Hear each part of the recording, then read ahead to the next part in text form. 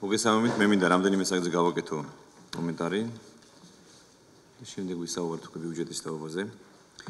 პირველი ეს არის ჩვენს მიერ მიღებული გადაწყვეტილება, რომელიც ეხება სავიზო რეგულაციების გამარტივებას.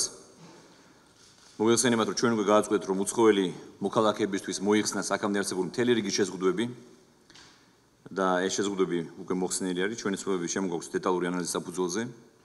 პირველი რაც მინდა აღვნიშნო, ეს არის, რომ ჩვენ იმ ქვეყნებთან ვისთანაც უკვე გქონდა უვიზო მიმოსვლა გავაუქმეთ 90 დღიანი ლიმიტი.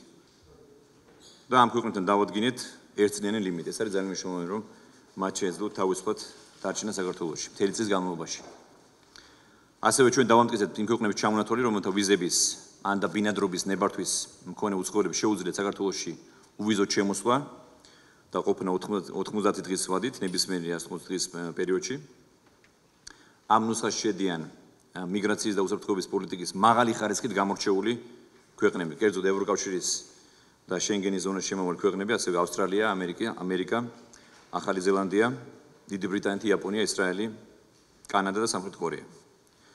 ასევე ნებისმიერი ქვეყნის მოქალაქეებს, ეგრეთ წოდებული მესამე ქვეყნების მქონე მოქალაქეები, რომელსაც აქვს შენგენის, ევროკავშირის ამ მთავრობის დადგენილი დამტკიცებული 50 ქვეყნიდან ერთ-ერთი ქვეყნის ვიზა ან ბინადრობა მაინც.